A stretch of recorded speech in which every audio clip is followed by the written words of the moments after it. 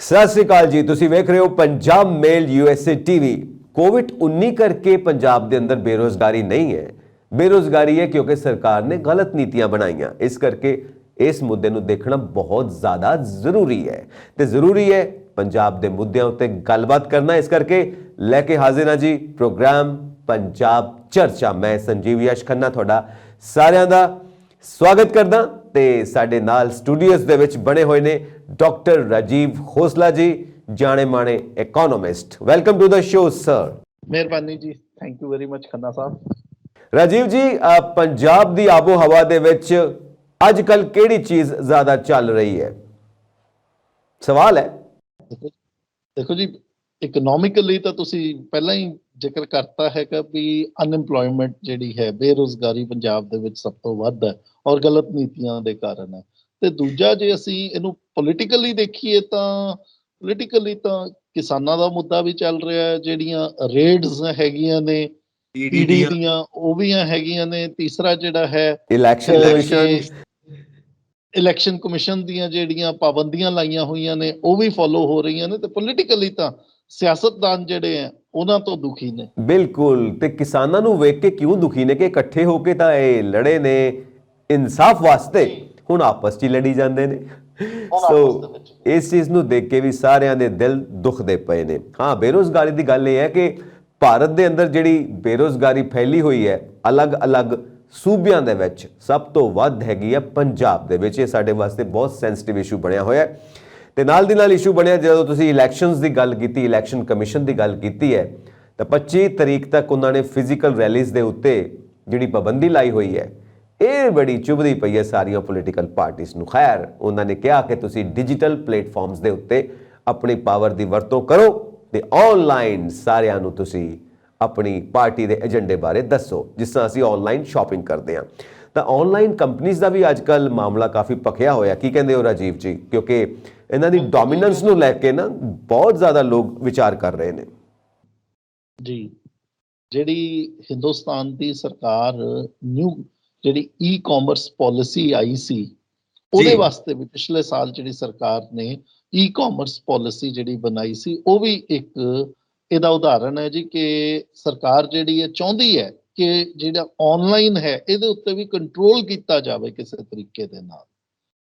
Because ਇਦਾਂ ਹੁੰਦਾ ਜੀ ਕਿ ਇਹਨਾਂ ਦਾ ਡਾਇਰੈਕਟ ਜਿਹੜਾ ਹੈ, ਜਦੋਂ ਅਸੀਂ ਕੈਟ ਦੀ ਗੱਲ ਕਰਦੇ, ਕਨਫੈਡਰੇਸ਼ਨ ਆਫ ਇੰਡਸਟਰੀਅਲ ਟ੍ਰੇਡਰਸ ਜਿਹੜੀ ਹੈ, ਉਹ ਕੈਟ ਕਹਿੰਦੀ ਹੈ ਕਿ ਜਿਹੜਾ ਵਪਾਰੀ ਛੋਟਾ ਹੈ ਔਰ ਜਿਹੜੀਆਂ ਆਨਲਾਈਨ ਕੰਪਨੀਆਂ ਨੇ ਇਹਨਾਂ ਦੇ ਵਿੱਚ ਆਪਸ ਦੇ ਵਿੱਚ ਬਹੁਤ ਵੱਡਾ ਇੱਕ ਕਨਫਲਿਕਟ ਆ ਗਿਆ। ਕਨਫਲਿਕਟ ਕਿਉਂ ਆ ਗਿਆ? ਕਿਉਂਕਿ ਆਨਲਾਈਨ ਕੰਪਨੀਆਂ ਜਿਹੜੀਆਂ ਨੇ ਇਹਨਾਂ ਨੇ ਉਹਨਾਂ ਦੀ ਕਮਰ ਤੋੜ ਦਿੱਤੀ ਹੈ ਜਿਹੜੇ ਛੋਟੇ ਵਪਾਰੀ ਹੈ। ਬਿਕਾਜ਼ ਹੋ ਕੀ ਰਿਹਾ, ਜਦੋਂ ਅਸੀਂ ਵੱਡੀਆਂ ਕੰਪਨੀਆਂ ਦੇਖਦੇ ਹਾਂ, ਭਾਵੇਂ ਅਸੀਂ ਫਲਿੱਪਕਾਰਟ ਦੀ ਗੱਲ ਕਰ ਲਈਏ, ਅਸੀਂ ਐਮਾਜ਼ੋਨ ਦੀ ਗੱਲ ਕਰ ਲਈਏ, ਅਸੀਂ ਸਨੈਪਡੀਲ ਦੀ ਗੱਲ ਕਰ ਲਈਏ, ਜ਼ੋਮੈਟੋ ਹੋ ਗਈ, ਇਹ ਜਿਹੜੀਆਂ ਵੱਡੀਆਂ ਕੰਪਨੀਆਂ ਨੇ, ਆਨਲਾਈਨ ਕੰਪਨੀਆਂ ਨੇ, ਇਹਨਾਂ ਦੇ ਉੱਤੇ ਕੰਟਰੋਲ ਸਰਕਾਰਾਂ ਦਾ ਘੱਟ ਹੈ। ਲੇਕਿਨ ਲੋਕਾਂ ਦਾ ਰੁਝਾਨ ਇਹਨਾਂ ਵੱਲ ਹੋ ਗਿਆ, ਖਾਸ ਕਰਕੇ ਇੱਕ ਜਿਹੜੀ ਪੜ੍ਹੀ ਲਿਖੀ ਕਲਾਸ ਹੈ ਜਾਂ ਮਿਡਲ ਕਲਾਸ ਹੈ, ਜਿਹਨੂੰ ਮੋਬਾਈਲ ਚਲਾਉਣਾ ਆਉਂਦਾ ਜਾਂ ਜਿਨ੍ਹਾਂ ਦੇ ਹੱਥਾਂ ਦੇ ਵਿੱਚ ਇੰਟਰਨੈਟ ਹੈਗਾ, ਉਹ ਲੋਕ ਹਰ ਵੇਲੇ ਇਹਨਾਂ ਤੋਂ ਚਾਹੁੰਦੇ ਆ ਵੀ ਪਰਚੇਜ਼ਸ ਹੋ ਜਾਣ। ਕਿਉਂ ਇਹਨਾਂ ਤੋਂ ਖਰੀਦਦਾਰੀ ਹੋਵੇ? ਕਿਉਂਕਿ ਇੱਥੇ ਕਈ ਤਰੀਕੇ ਦੇ ਇਹ ਸਾਨੂੰ ਗੁੰਜਾਇਸ਼ ਦਿੰਦੀਆਂ, ਡਿਸਕਾਊਂਟਸ ਦਿੰਦੀਆਂ। ਉਹਦਾ ਇੰਪੈਕਟ ਜਿਹੜਾ ਆ ਰਿਹਾ ਹੈਗਾ ਛੋਟੇ ਵਪਾਰੀਆਂ ਦੇ ਉੱਤੇ। ਤਾਂ ਕਿਸੇ ਨਾ ਕਿਸੇ ਤਰੀਕੇ ਦੇ ਨਾਲ ਸਰਕਾਰ ਚਾਹੁੰਦੀ ਸੀ ਕਿ ਇਸ ਨੂੰ ਬ੍ਰਿਜ ਡਾਊਨ ਕੀਤਾ ਜਾਵੇ, ਇਹਨਾਂ ਦੀਆਂ ਜਿਹੜੀਆਂ ਇਦਾਂ ਦੀਆਂ ਫਲੈਸ਼ ਸੇਲਸ ਲੱਗਦੀਆਂ ਨੇ ਇਹਨਾਂ ਨੂੰ ਰੋਕਿਆ ਜਾਵੇ, ਤਾਂ ਕਿ ਜਿਹੜਾ ਵਪਾਰੀ ਹੈ ਛੋਟਾ, ਉਹਦੀ ਰੋਜ਼ੀ ਰੋਟੀ ਦੇ ਉੱਤੇ ਖਤਰਾ ਨਾ ਆਵੇ। हर चीज़ पॉलिटिक्स है, हर चीज़ पॉलिटिकल इकोनॉमी है, क्योंकि ये भी वोट बैंक किवें क्रिएट करना, किवें अपने जिहड़े विरोधी ने उन्होंने थल्ले लाउणा ते आप किवें सत्ता च आउणा, किवें पावर च आउणा, ये सारियां गल्लां कैलकुलेशनस हुंदियां ने। हालांकि उपरों विखाई दिंदियां ने कि ऑनलाइन कंपनीज अपना माल वेचदियां पईयां, पर अंदर खाते जिहड़े पॉलिटिकल कट्स हुंदे ने उन्हां बारे भी आपां सारे ही वाकिफ हाँ। इंटरनेशनल लैवल तो शुरू करके आप पंजाब तक आवांगे कि पंजाब की इकोनॉमी नूं किवें इफैक्ट करदी पई है ये ऑनलाइन सेल परचेज, जिस करके पॉलिटिक्स के उत्ते, पॉलिटिक्स के समीकरण के उत्ते की असर पै रहा है। इंटरनेशनल मार्केट तो शुरू करते हैं राजीव जी, तो की सिनेरियो है इंटरनेशनली इन्हां कंपनीज का? ਸਰ ਜੇ ਅਸੀਂ ਇੰਟਰਨੈਸ਼ਨਲ ਸਿਨੈਰੀਓ ਦੇਖਦੇ ਹਾਂ ਤਾਂ ਬਹੁਤ ਸਾਰੀਆਂ ਇਦਾਂ ਦੀਆਂ ਡਿਵੈਲਪਮੈਂਟਸ ਹੋਈਆਂ ਨੇ ਔਰ ਪਿਛਲੇ 15-20 ਦਿਨਾਂ ਦੇ ਵਿੱਚ ਇਸ ਸਾਲ ਦੇ ਵਿੱਚ ਹੀ ਹੋ ਰਹੀਆਂ ਨੇ ਜੀ ਕਿ ਵੱਡੀਆਂ ਕੰਪਨੀਆਂ ਜਿਹੜੀਆਂ ਇੰਟਰਨੈਸ਼ਨਲ ਕੰਪਨੀਆਂ ਬਣ ਗਈਆਂ ਨੇ। ਜੀ ਅਸੀਂ ਗੱਲ ਕਰਦੇ ਹਾਂ ਜੀ ਫੇਸਬੁੱਕ ਦੀ, ਅਸੀਂ ਗੱਲ ਕਰਦੇ ਹਾਂ ਗੂਗਲ ਦੀ, ਆਪਾਂ ਗੱਲ ਕਰਦੇ ਹਾਂ ਐਮਾਜ਼ੋਨ ਦੀ, ਆਪਾਂ ਗੱਲ ਕਰਦੇ ਹਾਂ ਜੀ ਐਪਲ ਦੀ। ਇਸ ਤੋਂ ਪਹਿਲਾਂ ਮਾਈਕਰੋਸਾਫਟ ਆਉਂਦੀ ਸੀ। ਇਹਨਾਂ ਦੇ ਉੱਤੇ ਜਿਹੜਾ ਹੈ ਉੱਥੇ ਦੀਆਂ ਜਿਹੜੀਆਂ ਸਰਕਾਰਾਂ ਨੇ ਵੈਸਟਰਨ ਕੰਟਰੀਜ਼ ਦੀਆਂ, ਯੂਰਪ ਜਾਂ ਅਮਰੀਕਾ, ਉਹਨਾਂ ਦੇ ਵਿੱਚ ਇਹਨਾਂ ਤੇ ਕਿਤੇ ਨਾ ਕਿਤੇ ਭਾਰੀ ਜੁਰਮਾਨੇ ਲੱਗੇ ਆ। ਕਾਰਨ ਕੀ ਹੈ ਸਾਨੂੰ ਇਹ ਸਮਝਣ ਦੀ ਲੋੜ ਹੈ। ਜਿਹੜੀ ਤੁਸੀਂ ਗੱਲ ਕੀਤੀ ਹੈ ਮੈਂ ਉਹਨੂੰ ਚੰਗੇ ਤਰੀਕੇ ਦੇ ਨਾਲ ਕੈਚ ਕੀਤਾ। ਮੈਂ ਕੋਸ਼ਿਸ਼ ਕਰੂੰਗਾ ਆਪਣੀ ਗੱਲ ਨੂੰ ਇਸ ਤਰੀਕੇ ਨਾਲ ਲੈ ਕੇ ਆਵਾਂ ਵੀ ਆਪਾਂ ਇੰਟਰਨੈਸ਼ਨਲ ਤੋਂ ਸ਼ੁਰੂ ਕਰਕੇ ਇਲੈਕਸ਼ਨਸ ਤੱਕ ਆਈਏ ਵੀ ਇਹ ਇਲੈਕਸ਼ਨਸ ਨੂੰ ਕਿਸ ਤਰੀਕੇ ਦੇ ਨਾਲ ਅਫੈਕਟ ਕਰ ਸਕਦੀਆਂ ਪੰਜਾਬ ਦੀ। ਪਹਿਲਾਂ ਆਪਾਂ ਇੰਟਰਨੈਸ਼ਨਲ ਪਰਪੇਖ ਦੇ ਵਿੱਚ ਦੇਖਦੇ ਵੀ ਕੌਮਾਂਤਰੀ ਪੱਧਰ ਦੇ ਉੱਤੇ ਇਹ ਲੋਕ ਕੀ ਕਰ ਰਹੇ ਜਾਂ ਇਹ ਕੰਪਨੀਆਂ ਕੀ ਕਰਕੇ ਆਈਆਂ ਨੇ ਔਰ ਇਹਨਾਂ ਨੂੰ ਉਹਨਾਂ ਨੇ ਜਿਹੜੀਆਂ ਉੱਥੇ ਦੀਆਂ ਸਰਕਾਰਾਂ ਨੇ ਉਹਨਾਂ ਨੂੰ ਕਿਸ ਤਰੀਕੇ ਨਾਲ ਇਸ ਚੀਜ਼ ਨੂੰ ਨਜਿੱਠਿਆ।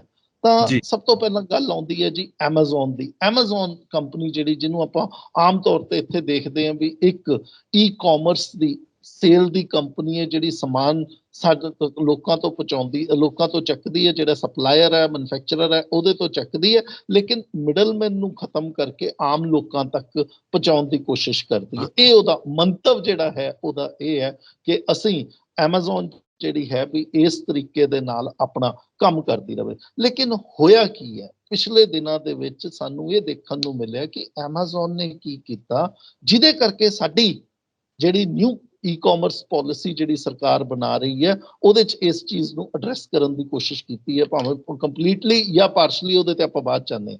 ਐਮਾਜ਼ੋਨ ਨੇ ਕੀ ਕੀਤਾ, ਐਮਾਜ਼ੋਨ ਨੇ ਦੇਖੋ ਸਾਡਾ ਜਿੰਨਾ ਵੀ ਡੇਟਾ ਹੈ ਜਦੋਂ ਅਸੀਂ ਕੋਈ ਚੀਜ਼ ਮੰਗਾਉਂਦੇ ਹਾਂ, ਜੇ ਖੰਨਾ ਸਾਹਿਬ ਕੋਈ ਚੀਜ਼ ਐਮਾਜ਼ੋਨ ਦੇ ਵਿੱਚੋਂ ਦੀ ਡਿਮਾਂਡ ਕਰਦੇ ਆ ਤਾਂ ਖੰਨਾ ਸਾਹਿਬ ਦਾ ਡੇਟਾ ਉੱਥੇ ਸਟੋਰ ਹੁੰਦਾ।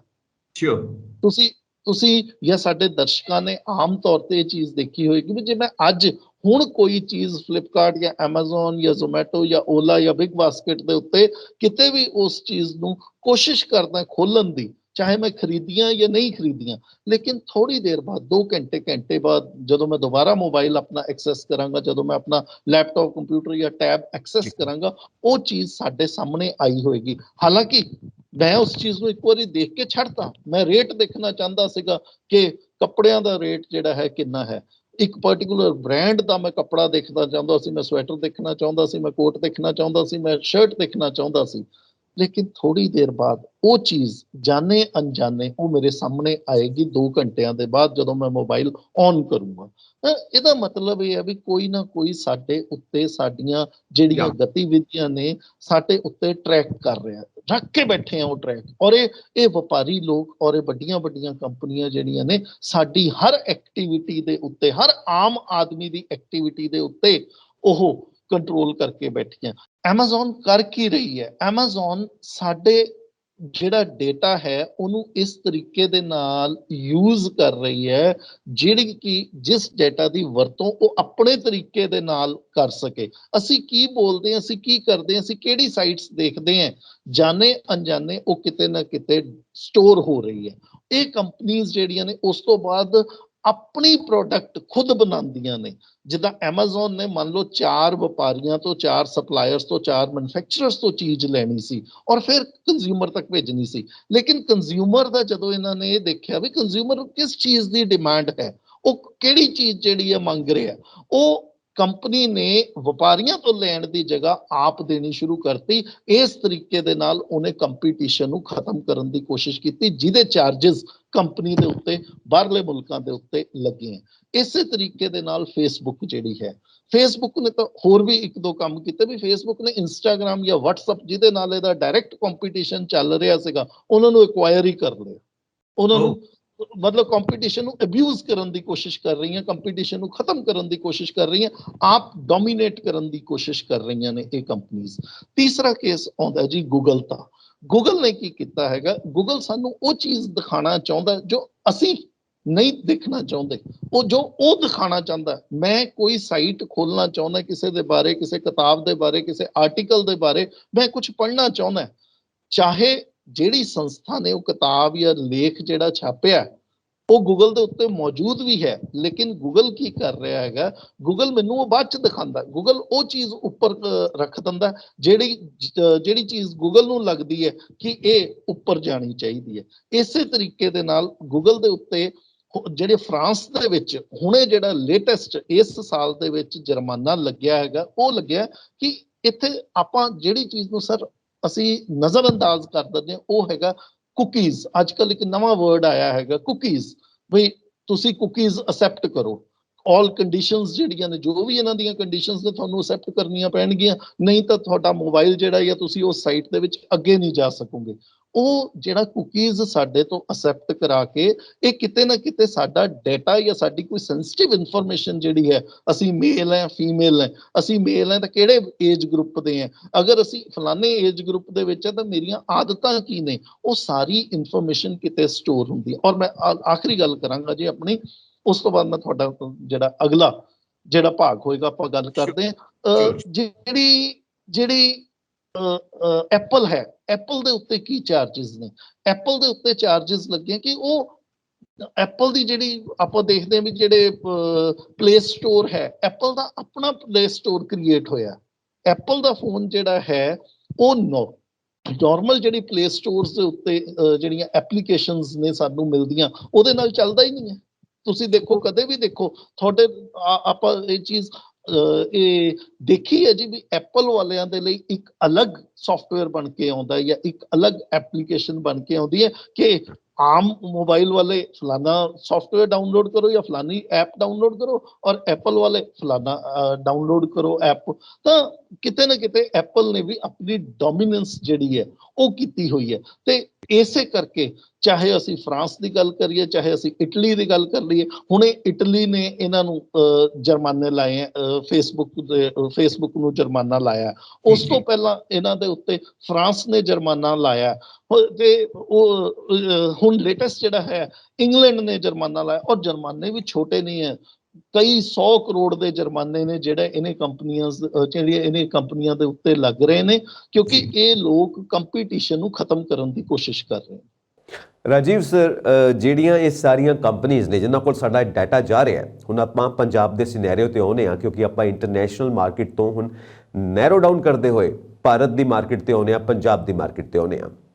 ਸਾਰੀਆਂ ਪੋਲੀਟੀਕਲ ਪਾਰਟੀਆਂ ਜੋ ਪੰਜਾਬ ਦੇ ਅੰਦਰ ਇਸ ਵਕਤ ਇਲੈਕਸ਼ਨਸ ਦੇ ਵਿੱਚ ਬਿਜ਼ੀ ਨੇ, ਉਹ ਇਹਨਾਂ ਕੰਪਨੀਆਂ ਨੂੰ ਕੰਟੈਕਟ ਕਰ ਸਕਦੀਆਂ ਨੇ ਸਾਰਾ ਡਾਟਾ ਲੈਣ ਵਾਸਤੇ, ਜਿਸ ਦਾ ਇਸਤੇਮਾਲ ਇਲੈਕਸ਼ਨਸ ਦੇ ਵਿੱਚ ਉਹ ਕਰ ਸਕਦੀਆਂ ਨੇ ਆਪਣੀ ਕੈਂਪੇਨ ਵਾਸਤੇ। ਬਿਲਕੁਲ ਕਰ ਸਕਦੀਆਂ ਜੀ। ਮੈਂ ਤੁਹਾਡੇ ਸਾਹਮਣੇ ਇਹ ਉਦਾਹਰਨ ਪੇਸ਼ ਕਰ ਦਿੰਦਾ। ਇੱਕ ਕੇਸ ਹੋਇਆ, ਇੱਕ ਸਕੈਂਡਲ ਹੋਇਆ, ਇਨਫੈਕਟ ਉਹਨੂੰ ਕਹਿੰਦੇ ਕੈਂਬਰਿਜ ਐਨਾਲਿਟਿਕਾ ਸਕੈਂਡਲ ਜੀ। ਉਹ ਕੈਂਬਰਿਜ ਐਨਾਲਿਟਿਕਾ ਸਕੈਂਡਲ ਦੇ ਵਿੱਚ ਕੀ ਹੋਇਆ ਕਿ 2010 ਤੋਂ ਲੈ ਕੇ 2013-2016 ਤੱਕ ਇਹਨਾਂ ਕੰਪਨੀ ਜਿਹੜੀ ਫੇਸਬੁੱਕ ਹੈ, ਫੇਸਬੁੱਕ ਨੇ ਤਕਰੀਬਨ ਆਪਣੇ ਜਿਹੜੇ ਯੂਜ਼ਰਸ ਹੈ ਅਮਰੀਕਾ ਵਾਲੇ, ਜਿੰਨੇ ਉਹਦੇ USA ਦੇ ਯੂਜ਼ਰਸ ਨੇ, ਉਹਨਾਂ ਦਾ ਸਾਰਾ ਡੇਟਾ ਟਰੰਪ ਦੀ ਪਾਰਟੀ ਨੂੰ, ਡੋਨਲਡ ਟਰੰਪ ਦੀ ਪਾਰਟੀ ਨੂੰ ਉਹ ਡੇਟਾ ਮੁਹੱਈਆ ਕਰਵਾਇਆ, ਜੋ ਕਿ 2016 ਦੇ ਵਿੱਚ ਇਲੈਕਸ਼ਨਸ ਵੇਲੇ, ਅਮਰੀਕਾ ਦੀ ਇਲੈਕਸ਼ਨਸ ਵੇਲੇ ਉਹਨੇ ਯੂਜ਼ ਕੀਤਾ। ਡੋਨਲਡ ਟਰੰਪ ਔਰ ਡੋਨਲਡ ਟਰੰਪ ਦੀ ਪਾਰਟੀ ਨੇ, ਉਹਨਾਂ ਨੇ ਉਸ ਡੇਟਾ ਨੂੰ ਯੂਜ਼ ਕੀਤਾ, ਨੈਰੇਟਿਵ ਉਸ ਤਰ੍ਹਾਂ ਦਾ ਬਣਾਉਣ ਦੀ ਕੋਸ਼ਿਸ਼ ਕੀਤੀ, ਕਿਉਂਕਿ ਜਿਹੜਾ ਯੂਥ ਹੈ ਉਹਨੇ ਯੂਥ ਦੀ ਅੰਡਰਸਟੈਂਡ ਕਰਨ ਦੀ ਕੋਸ਼ਿਸ਼ ਕੀਤੀ ਕਿ ਮਾਰਕੀਟਰ ਜਿਹੜਾ ਹੈਗਾ ਉਹ ਬੜਾ ਸਮਝਦਾਰ ਹੈ, ਉਹ ਇਹ ਦੇਖਣ ਦੀ ਕੋਸ਼ਿਸ਼ ਕਰਦਾ, ਉੱਥੇ ਚੋਟ ਕਰਦਾ ਜਿੱਥੇ ਉਹਨੂੰ ਲੱਗਦਾ ਵੀ ਇਸ ਬੰਦੇ ਦੀ ਕਮੀ ਕੀ ਹੈ, ਜਾਂ ਮੈਂ ਮਾਰਕੀਟ ਦੇ ਵਿੱਚ ਕਿਹੜੀ ਚੀਜ਼ ਦਵਾਂ ਤਾਂ ਲੋਕ ਜਿਹੜੇ ਨੇ ਮੇਰੇ ਨਾਲ ਆ ਜਾਣ। ਉਹਨੇ ਇਦਾਂ ਦੀਆਂ ਜਿਹੜੀਆਂ ਪਾਲਿਸੀਜ਼ ਅਨਾਉਂਸਮੈਂਟ ਕੀਤੀ ਡੋਨਲਡ ਟਰੰਪ ਨੇ ਕਿ ਉਹ ਉੱਥੇ ਜਿੱਤ ਕੇ ਆਇਆ। 2010 ਤੋਂ ਲੈ ਕੇ 2016 ਤੱਕ ਦਾ ਜਿੰਨਾ ਵੀ ਡੇਟਾ ਸੀਗਾ ਉਹ ਸਾਰਾ ਉਹਨੇ ਯੂਜ਼ ਕੀਤਾ ਫੇਸਬੁੱਕ ਤੋਂ ਲੈ ਕੇ। ਫੇਸਬੁੱਕ ਨੇ ਬਾਅਦ ਦੇ ਵਿੱਚ ਜਦੋਂ ਸਰਕਾਰ ਹੁਣ ਚੇਂਜ ਹੋਈ ਹੈ ਤਾਂ ਫੇਸਬੁੱਕ ਨੇ ਇਸ ਚੀਜ਼ ਦਾ ਕਬੂਲਨਾਮਾ ਦਿੱਤਾ ਕਿ ਹਾਂ ਅਸੀਂ ਇਹ ਡਾਟਾ ਜਿਹੜਾ ਸੀ ਉਹਨੂੰ ਪ੍ਰੋਵਾਈਡ ਕੀਤਾ ਸੀ, ਔਰ ਉਸ ਕਰਕੇ ਫੇਸਬੁੱਕ ਦੇ ਉੱਤੇ $5 ਬਿਲੀਅਨ ਦਾ ਜੁਰਮਾਨਾ ਲੱਗਾ। ਤਾਂ ਮੈਨੂੰ ਏਦਾਂ ਲੱਗਦਾ ਵੀ ਜਿਹੜਾ ਤੁਹਾਡਾ ਸਵਾਲ ਹੈ ਕਿ ਪੰਜਾਬ ਦੇ ਵਿੱਚ ਇਹ ਚੀਜ਼ ਹੋ ਸਕਦੀ ਹੈ, ਜ਼ਰੂਰ ਹੋ ਰਹੀ ਹੋਏਗੀ ਜੀ। ਬਿਹਾਰ ਦੇ ਵਿੱਚ ਮੇਰੇ ਕੋਲ ਬਹੁਤ ਜ਼ਿਆਦਾ ਡਾਟਾ ਤਾਂ ਨਹੀਂ ਹੈ, ਪਰ ਮੈਨੂੰ ਇੰਨਾ ਕੁ ਪਤਾ ਹੈ ਕਿ ਬਿਹਾਰ ਦੀਆਂ ਇਲੈਕਸ਼ਨਸ ਦੇ ਵਿੱਚ ਇਦਾਂ ਦੀਆਂ ਕੁਝ ਖਬਰਾਂ ਸਾਹਮਣੇ ਜ਼ਰੂਰ ਆਈਆਂ ਸੀ ਕਿ ਮਲਟੀਨੈਸ਼ਨਲ ਕੰਪਨੀਆਂ ਨੇ ਡਾਟਾ ਜਿਹੜਾ ਹੈ ਪੋਲੀਟੀਕਲ ਪਾਰਟੀਆਂ ਨੂੰ ਪ੍ਰੋਵਾਈਡ ਕੀਤਾ। ਉਹ ਜਿਹੜਾ ਡਾਟਾ ਹੈ ਉਹ ਇਹ ਕੰਪਨੀਆਂ ਯੂਜ਼ ਕਰ ਰਹੀਆਂ ਨੇ ਆਪਣੇ ਹਿਸਾਬ ਦੇ ਨਾਲ। ਇਟਸ ਵੈਰੀ ਡੇਂਜਰਸ, ਕਿਉਂਕਿ ਹਮੇਸ਼ਾ ਅਸੀਂ ਦੇਖਦੇ ਹਾਂ ਕਿ ਡਿਜੀਟਲੀ ਇਸ ਤਰ੍ਹਾਂ ਦੀ ਮੂਵ ਬਣਾ ਦਿੱਤੀ ਜਾਂਦੀ ਹੈ, ਇਸ ਤਰ੍ਹਾਂ ਦੀ ਵੇਵ ਬਣਾ ਦਿੱਤੀ ਜਾਂਦੀ ਹੈ ਜੋ ਕਿਸੇ ਪਾਰਟੀ ਦੇ ਹੱਕ 'ਚ ਚਲੀ ਜਾਏਗੀ, ਕਿਸੇ ਪਾਰਟੀ ਦੇ ਖਿਲਾਫ ਚਲੀ ਜਾਏਗੀ। ਐਕਚੁਅਲ ਪਿਕਚਰ ਕੀ ਆ, ਐਕਚੁਅਲ ਟਰੁੱਥ ਕੀ ਆ, ਸੱਚ ਕੀ ਆ, ਲੋਕਾਂ ਦੇ ਸਾਹਮਣੇ ਨਹੀਂ ਆਉਂਦਾ। ਲੋਕਾਂ ਨੂੰ ਭਰਮਾ ਦਿੱਤਾ ਜਾਂਦਾ, ਜਿਹਨੂੰ ਆਪਾਂ ਪੰਜਾਬੀ 'ਚ ਕਹੀਏ ਭੰਬਲ ਭੂਸੇ 'ਚ ਪਾ ਦਿੱਤਾ ਜਾਂਦਾ। ਇਸ ਕਰਕੇ ਵੋਟਰ ਇਹ ਡਿਸਾਈਡ ਨਹੀਂ ਕਰ ਸਕਦਾ ਕਿ ਕਿਹਨੂੰ ਵੋਟ ਦੇਵੇ, ਕਿਹਨੂੰ ਵੋਟ ਨਾ ਦੇਵੇ। ਤਾਂ ਇਸ ਤਰ੍ਹਾਂ ਦੀਆਂ ਜਿਹੜੀਆਂ ਕੰਪਨੀਆਂ ਇੱਦਾਂ ਦੇ ਇਲੀਗਲ ਬਿਜ਼ਨਸ ਦੇ ਵਿੱਚ ਇਨਵੋਲਵਡ ਨੇ, ਇਹਨੂੰ ਇਲੀਗਲ ਹੀ ਕਹਾਂਗੇ ਕਿਉਂਕਿ ਇਨਸਾਨੀਅਤ ਦੇ ਨਾਤੇ ਇਟ ਇਜ਼ ਇਲੀਗਲ। ਸੋ ਇਹਨਾਂ ਦੇ ਖਿਲਾਫ ਕਿਹੜੇ ਲਾਅ ਹੋ ਸਕਦੇ ਨੇ, ਕਿਹੜੀ ਪਾਲਿਸੀ ਪਾਸ ਕਰ ਸਕਦੀ ਹੈ ਗਵਰਨਮੈਂਟ? ਗਵਰਨਮੈਂਟ ਦੇਖੋ ਜੀ, ਇਸ ਵੇਲੇ ਜਿਹੜੀ ਸਰਕਾਰ ਨੇ ਈ-ਕਾਮਰਸ ਪਾਲਿਸੀ ਜਿਹੜੀ ਬਣਾਈ ਹੈ ਉਹਦੇ ਵਿੱਚ ਜ਼ਰੂਰ ਕਿਤੇ ਨਾ ਕਿਤੇ ਇਹ ਚੀਜ਼ਾਂ ਰੱਖੀਆਂ ਵੀ ਉਹਨਾਂ ਦਾ ਇਹ ਜਿਹੜੀਆਂ ਕੰਪਨੀਆਂ ਨੇ, ਲੇਕਿਨ ਉਹ ਲਾਈਟ ਨੇ। ਜਿਹੜੀਆਂ ਪਾਲਿਸੀਜ਼ ਬਣਾਈਆਂ ਨੇ ਵੀ ਇਹ ਕੰਪਨੀਆਂ ਜਿਹੜੀਆਂ ਫਲੈਸ਼ ਸੇਲਸ ਨਹੀਂ ਕਰ ਸਕਣਗੀਆਂ। ਇਦਾਂ ਨਹੀਂ ਹੈਗਾ ਕਿ ਹੁਣ ਦੇਖੋ ਜਿਹੜੀ ਵਾਲਮਾਰਟ ਹੈ, ਵਾਲਮਾਰਟ ਫਲਿੱਪਕਾਰਟ ਦੇ ਨਾਲ ਕੰਮ ਕਰ ਰਿਹਾ। ਵਾਲਮਾਰਟ ਬਹੁਤ ਵੱਡਾ ਇੱਕ ਗਰੁੱਪ ਹੈ, ਮਲਟੀਨੈਸ਼ਨਲ ਇੱਕ ਕੰਪਨੀ ਹੈਗੀ ਹੈ। ਹੁਣ ਈ-ਕਾਮਰਸ ਪਾਲਿਸੀ ਸਾਡੀ ਨੇ ਇਹ ਕਿਹਾ ਵੀ ਵਾਲਮਾਰਟ ਜਿਹੜੀ ਹੈ ਆਪਣੀਆਂ ਪ੍ਰੋਡਕਟਸ ਫਲਿੱਪਕਾਰਟ ਦੇ ਥਰੂ ਨਹੀਂ ਵੇਚੇਗੀ। ਜੇ ਕੋਈ ਕਮੀਜ਼ਾਂ ਜਿਹੜੀਆਂ ਨੇ ਵਾਲਮਾਰਟ ਬਣਾ ਰਹੀ ਹੈ ਪਿੱਛੇ, ਤਾਂ ਇਹ ਨਹੀਂ ਹੋਏਗਾ ਕਿ ਉਹ ਕਮੀਜ਼ਾਂ ਫਲਿੱਪਕਾਰਟ ਦੇ ਥਰੂ ਵੇਚੇ, ਇਹ ਨਹੀਂ ਹੋਏਗਾ। ਇੱਕ ਤਾਂ ਸਾਡੀ ਪਾਲਿਸੀ ਇਹ ਬਣ ਕੇ ਆਈ ਹੈ। ਦੂਜੀ ਜਿਹੜੀ ਸਾਡੀ ਪਾਲਿਸੀ ਕਹਿੰਦੀ ਹੈ ਕਿ ਜੇ ਕੋਈ ਖਰਾਬ ਚੀਜ਼ ਆ ਜਾਂਦੀ ਹੈ ਤਾਂ ਅਸੀਂ ਕਿਸੇ ਨੂੰ ਸਿਊ ਨਹੀਂ ਕਰ ਸਕਦੇ, ਅਸੀਂ ਕਿਸੇ ਨੂੰ ਕੋਰਟ 'ਚ ਨਹੀਂ ਘਸੀਟ ਸਕਦੇ। ਤਾਂ ਉਹ ਕਹਿੰਦੇ ਜਿਹੜਾ ਵੀ ਕੰਪਨੀ ਆਨਲਾਈਨ ਦੀ ਕੰਪਨੀ ਜਿਹੜੀ ਹੈ ਉਹਨੂੰ ਜੁਰਮਾਨਾ ਜਿਹੜਾ ਪਏਗਾ। ਤੀਸਰੀ ਚੀਜ਼ ਉਹਨਾਂ ਨੇ ਕਹੀ ਹੈ ਕਿ ਕੋਈ ਵੀ ਕੰਜ਼ਿਊਮਰ ਦਾ ਜਿਹੜਾ ਡੇਟਾ ਹੈ ਉਹ ਬੜਾ ਉਹਨਾਂ ਹਿਸਾਬ ਨਾਲ ਕਹੀ ਹੈ ਸਰਕਾਰ ਨੇ ਵੀ ਬਹੁਤਾ ਜ਼ਿਆਦਾ ਓਪਨ ਨਹੀਂ ਕਹੀ। ਉਹਨਾਂ ਨੇ ਕਿਹਾ ਵੀ ਪ੍ਰੀ ਟਿਕਡ, ਕਈ ਵਾਰੀ ਹੁੰਦਾ ਵੀ ਅਸੀਂ ਟਿਕ ਮਾਰਕ ਲੱਗੇ ਹੁੰਦੇ ਆ ਕਿ ਤੁਸੀਂ ਜਿੱਦਾਂ ਅਸੀਂ ਦੇਖ ਰਹੇ ਹਾਂ ਕ੍ਰੈਡਿਟ ਕਾਰਡ ਸਾਡੇ ਜਿਹੜੇ ਆ ਅਪਰੂਵਡ ਪ੍ਰੀ ਅਪਰੂਵਡ ਚੱਲਦੇ ਸੀ, ਹੁਣ ਉਹਨਾਂ ਨੇ ਕਹਿਤਾ ਵੀ ਪ੍ਰੀ ਅਪਰੂਵਡ ਨਹੀਂ ਚੱਲੇਗਾ, ਤੁਸੀਂ ਡਾਟਾ ਸਟੋਰ ਨਹੀਂ ਕਰਨਾ, ਕ੍ਰੈਡਿਟ ਕਾਰਡ ਡੈਬਿਟ ਕਾਰਡ ਕਿਸੇ ਤਰੀਕੇ ਦਾ ਡਾਟਾ ਸਟੋਰ ਨਹੀਂ ਕਰਨਾ। ਤਾਂ ਸਰਕਾਰ ਜ਼ਰੂਰ ਕਿਤੇ ਨਾ ਕਿਤੇ ਕੰਮ ਕਰ ਰਹੀ ਹੈ ਇਸ ਪਾਸੇ, ਪਰ ਹਜੇ ਇਹਦੇ ਤੇ ਬਹੁਤ ਕੰਮ ਅੱਗੇ ਹੋਣ ਦੀ ਲੋੜ ਹੈ, ਬਹੁਤ ਕੰਮ ਅੱਗੇ ਕਰਨ ਦੀ ਲੋੜ ਹੈ, ਕਿਉਂਕਿ ਇਹ ਮਾਰਕੀਟ ਜਿਹੜੀ ਹੈ ਡੇਟਾ ਨੂੰ ਲੈ ਕੇ ਇੱਕ ਬਹੁਤ ਵੱਡੀ ਮਾਰਕੀਟ ਬਣ ਚੁੱਕੀ ਹੈ ਵਰਲਡ ਓਵਰ। ਜਿਹਦੇ 'ਚ ਕੀ ਹੈ ਕਿ ਅੱਜ ਕੋਈ EMPLOYE ਕਿਸੇ ਕੰਪਨੀ ਨੂੰ ਛੱਡ ਕੇ ਜਾਂਦਾ ਹੈ, ਉਹ ਉੱਥੋਂ ਦੀ ਨਾਲ ਆਪਣਾ ਡਾਟਾ ਲੈ ਜਾਂਦਾ, ਉਹ ਡਾਟਾ ਜਾ ਕੇ ਅੱਗੇ ਵੇਚ ਦਿੰਦਾ। ਉਹ ਕਿੰਨੇ ਲੱਖਾਂ ਕਰੋੜਾਂ ਦੇ ਵਿੱਚ ਉਹ ਡਾਟਾ ਵਿਕਦਾ ਉਹ ਸਾਨੂੰ ਵੀ ਨਹੀਂ ਪਤਾ। ਹਜੇ ਤੱਕ ਉਹਦੇ ਬਾਰੇ ਕੋਈ ਸਪਸ਼ਟ ਜਿਹੜੇ ਹੈਗੇ ਨੇ ਫਿਗਰਸ ਸਾਹਮਣੇ ਨਹੀਂ ਹੈ, ਪਰ ਹੋ ਜ਼ਰੂਰ ਰਿਹਾ ਹੈ। ਸੋ ਰਾਜੀਵ ਸਰ, ਇਹ ਤਾਂ ਹੈ ਸਾਰੀਆਂ ਪਾਲਿਸੀਜ਼ ਦਾ ਮੈਟਰ ਜੋ ਗਵਰਨਮੈਂਟ ਚੁੱਕ ਰਹੀ ਹੈ ਔਰ ਉਹਦੇ ਖਿਲਾਫ ਜੋ ਵੀ ਸਟੈਪਸ ਲੈ ਰਹੀ ਹੈ, ਜੋ ਇਸ ਤਰ੍ਹਾਂ ਦੀਆਂ ਕੰਪਨੀਆਂ ਆਪਣੀ ਕਾਰਗੁਜ਼ਾਰੀ ਕਰਦੀਆਂ ਨੇ ਜੋ ਕਿਸੇ ਵੀ ਤਰ੍ਹਾਂ ਨਾਲ ਕਿਸੇ ਵੀ ਸੁਸਾਇਟੀ ਦੇ ਹੱਕ ਵਿੱਚ ਨਹੀਂ ਜਾਂਦੀਆਂ, ਟੋਟਲ ਬਿਜ਼ਨਸ ਓਰੀਐਂਟਡ ਨੇ ਔਰ ਸਕਸੈਸ ਐਟ ਐਨੀ ਕਾਸਟ ਇਸ ਫਾਰਮੂਲੇ ਦੇ ਉੱਤੇ ਵਰਕ ਕਰਦੀਆਂ ਨੇ। ਸੋ ਜਦੋਂ ਅਸੀਂ ਪ੍ਰੋਗਰਾਮ ਦੀ ਸ਼ੁਰੂਆਤ ਕੀਤੀ, ਅਸੀਂ ਗੱਲ ਕੀਤੀ ਅਨਇੰਪਲੋਇਮੈਂਟ ਦੀ।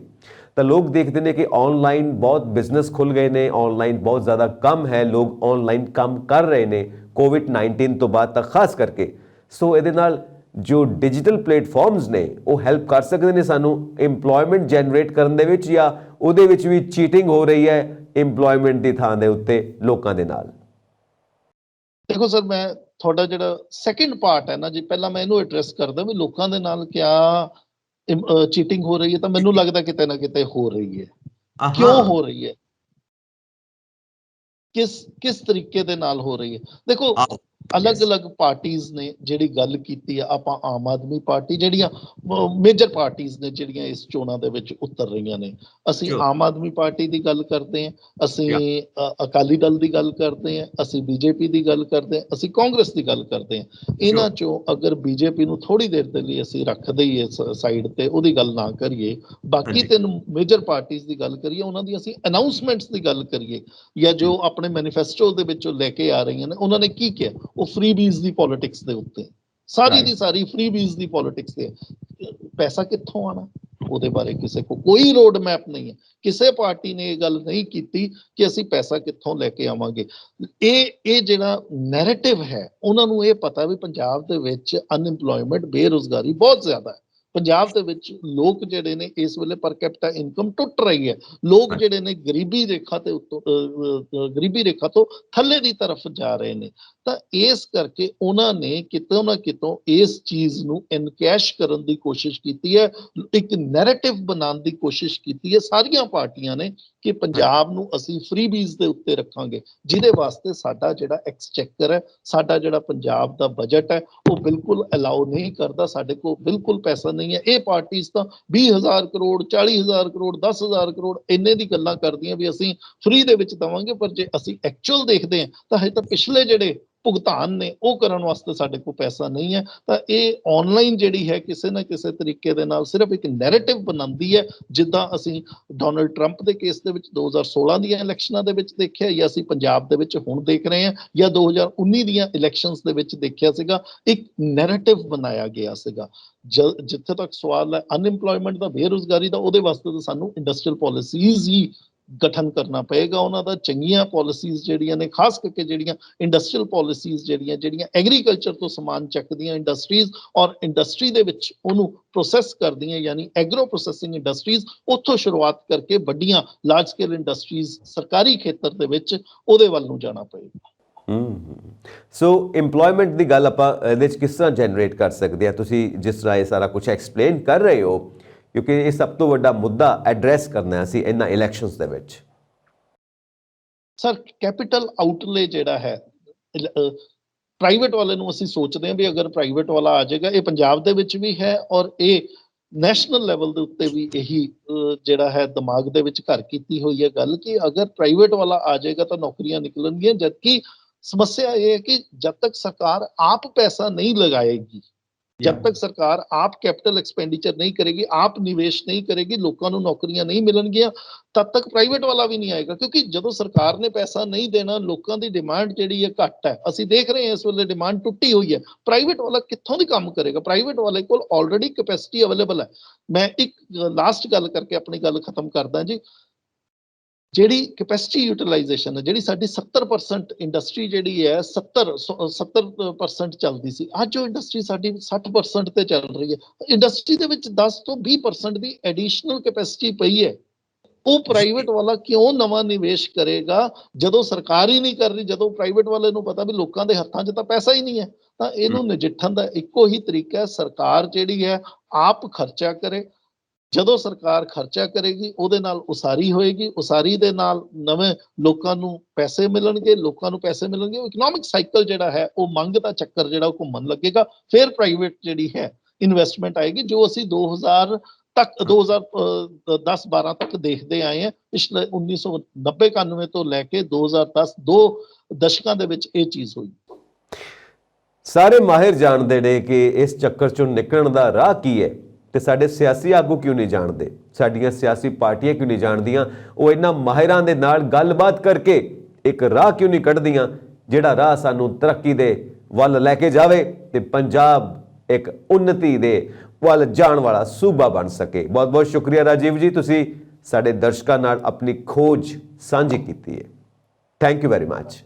ਸੋ ਸਾਨੂੰ ਇਸ ਗੱਲ ਦੀ ਖੁਸ਼ੀ ਹੈ ਕਿ ਤੁਸੀਂ ਪੰਜਾਬ ਚਰਚਾ ਦਾ ਹਿੱਸਾ ਬਣੇ ਹੋ। ਤਾਂ ਇੱਕ ਗੁਜ਼ਾਰਿਸ਼ ਹੈ ਕਿ ਇਸ ਵਾਰ ਜਦੋਂ ਵੋਟਾਂ ਪਾਉਣੀਆਂ ਨੇ ਸੋਚ ਸਮਝ ਕੇ ਪਾਈਓ, ਨਹੀਂ ਤਾਂ ਫਿਰ ਅਗਲੇ 5 ਸਾਲ ਬੇਕਾਰ ਹੋ ਜਾਣੇ ਨੇ।